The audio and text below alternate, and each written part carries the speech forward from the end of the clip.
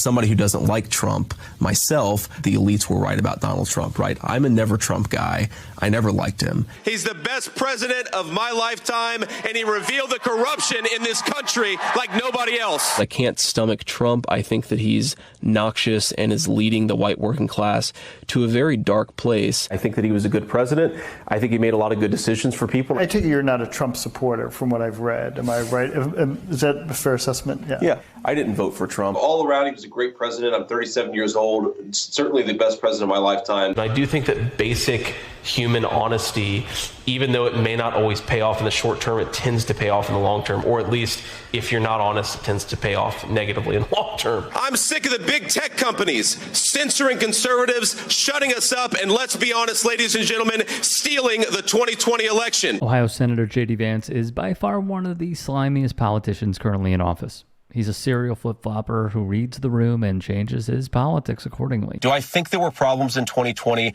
Yes, I do. Do I think it was a problem that big technology companies working with the intelligence services censored the presidential campaign of Donald Trump? Yes. And I find it weird, George, that people like you obsess with what I call what happened in 2020. You're so incurious about what actually happened in 2020, which is why so many people mistrust our elections in this country. Vance is taking a page directly out of Trump's playbook here, attacking the media and deflecting from directly answering the question until his arm is twisted enough. Would you have certified the election results had you been vice president?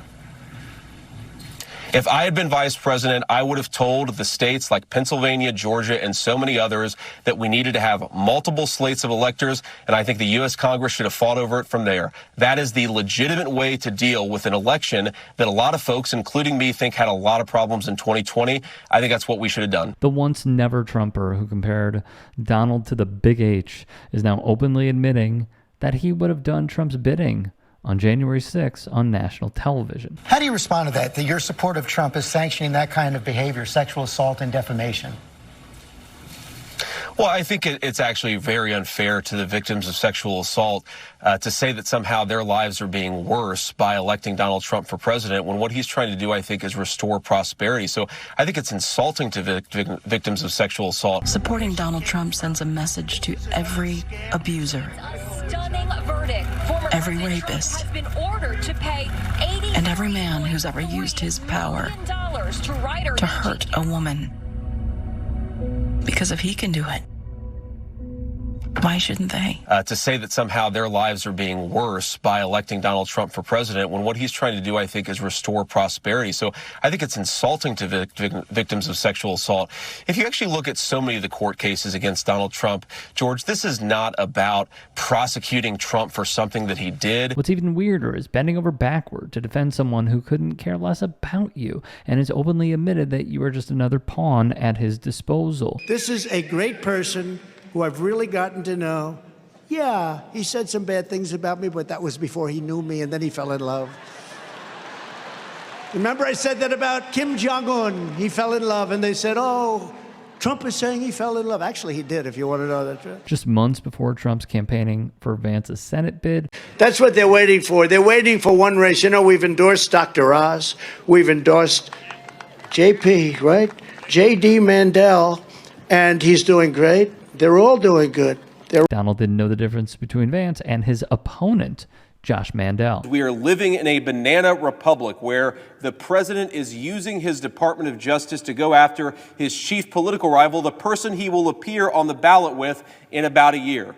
If the Department of Justice will use these nominations for law instead of politics, I am happy to end this hold policy. But so long as the Department of Justice uses its nominations and uses its personnel to go after its political opponents from the President of the United States on down, I will object because of that, Madam President. This is precisely why Trump backed Vance. He gained another blindly loyal servant in the Senate to do his bidding while advocating for policies and ideas that resonate with the MAGA base. This is one of the great tricks that I think the sexual revolution pulled on the American populace, which is this idea that, like, well, okay, these marriages were fundamentally, you know, they were maybe even violent, but certainly they were unhappy.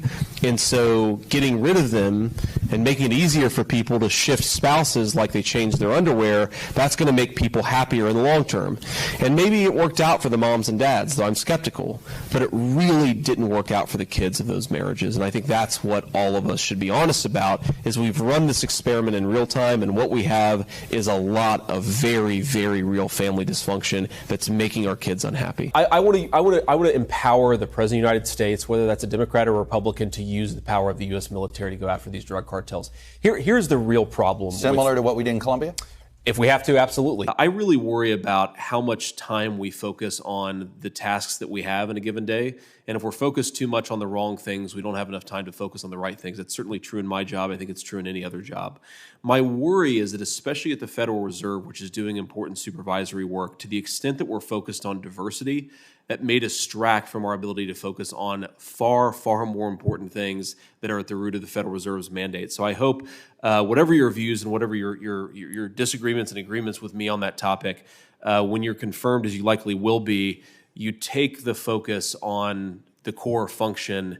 And I hope that none of us are distracted by some of these other concerns, because I think that's what may lead to the next financial crisis, a lack of supervisory authority from the Federal Reserve. And I think over-focusing on diversity actually enhances and makes that more likely, doesn't make it less likely. Thank you for answering my questions. Someone claiming that diversity is getting in the way of an organization's or business's performance is a massive red flag that tells you a lot about the person who is saying it. And Vance has proven time and time again that he is an absolute disgrace to the country.